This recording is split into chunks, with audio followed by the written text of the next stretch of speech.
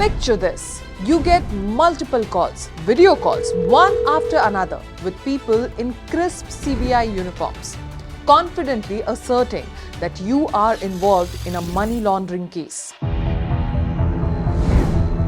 Why is a CBI officer video calling you? Confused, right? Well, this is no cooked up story, but exactly what happened with the chairman of the Vardhaman Group, SP Oswal. The call was not from CBI, but from the fraudster posing as CBI officers who went above and beyond, staging an elaborate fake Supreme Court hearing, making him believe he was involved in a money laundering case.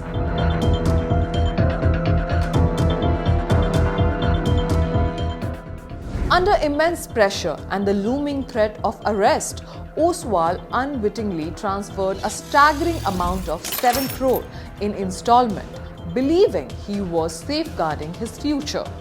It wasn't until 2 days later that the truth unraveled, revealing the entire scheme was nothing but a well-orchestrated fraud.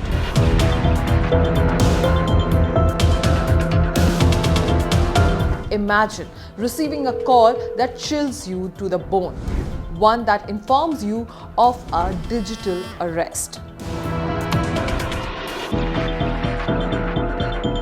This nightmare became a reality for Dr. Ruchika Tandon, a professor from Lucknow. Claiming to be TRI official, scammers convinced her she was involved in an illegal activity, leading her to transfer 2.81 crore before realizing it was a scam.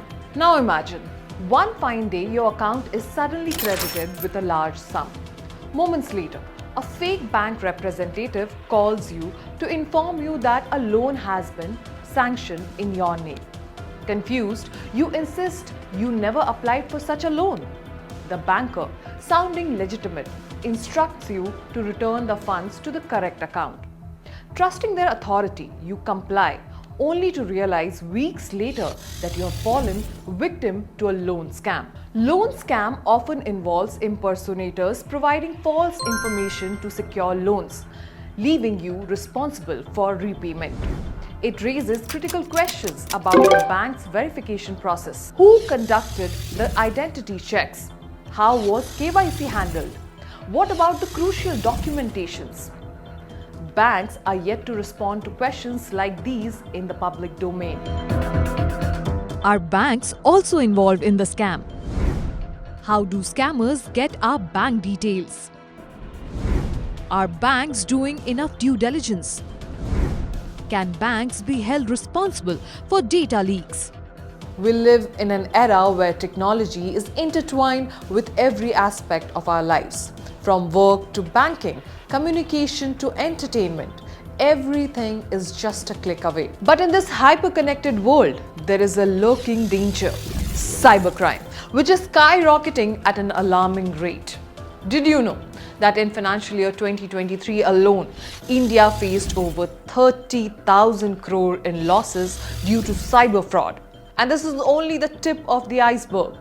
According to the recent reports, India lost more than 1,750 crore and over 7,40,000 complaints were reported in the first 4 months of 2024 alone. Behind these staggering numbers are the real people, families who have lost their life savings, professionals duped out of their hard-earned money, and businesses that have crumbled because of these scams.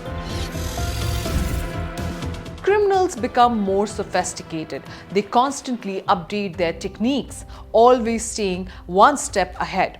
What used to be simple phishing email has now evolved into a highly coordinated scams involving fake identities, deepfake videos, and real-time impersonations of official organization. No one is safe.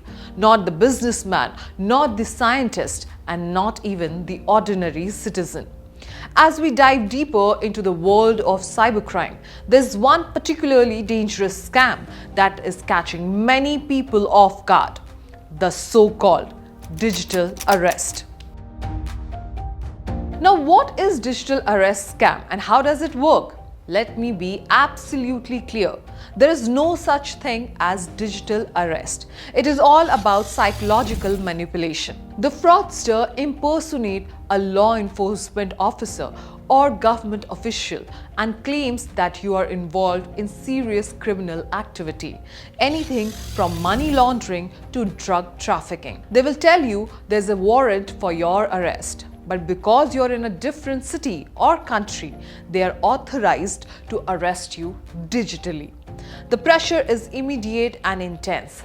They keep you on edge, often using legal jargon, fake documents, and even video calls to make their claim seem legitimate. In some cases we saw earlier, these criminals have gone so far as to stage fake court hearings just to make the entire scam more convincing. You may wonder, how do people fall for this? The truth is that cybercriminals have become incredibly smart and organized. They study their targets carefully, sometimes gathering personal information from social media or data breaches. This means that when they contact you, they may already know things about you, your job, your family, or even your financial situation. That makes their threats seem more real. Another factor is urgency. The fraudster creates a sense of panic, leaving you with very little time to think clearly. Under pressure, even highly educated and tech-savvy individuals can make impulsive decisions. Once you're trapped in their web, they begin to demand money, claiming it will help clear your name or prevent your arrest. Remember, this is purely fabricated setup created by cybercriminals to exploit fear, confusion, and a lack of understanding. Cybercriminals are constantly evolving their methods, and being aware of the latest scam is your best defense. Cybercriminals today are master of deception. With access to advanced technology, they can manipulate images, videos, and voices to mimic real officials. This ability to create convincing digital personas is one reason why these scams are so effective. In fact, some cybercriminal rings operate like well-oiled corporations with different teams specializing in data collection, social engineering, and money laundering. They use throwaway SIM cards and encrypted communication apps, making them difficult to trace. These are not lone wolves. These are well-organized criminal syndicates, often spread across borders, making it even harder for law enforcement to take immediate actions. As we become more dependent on technology, it is critical that we stay vigilant. Cybercriminals are always adapting, always finding new ways to deceive. But the more informed we are, the better equipped we will be to protect ourselves. Remember, awareness is your first line of defense. Don't let fear or pressure cloud your judgment. When in doubt, trust your instinct. Hang up and report the incident.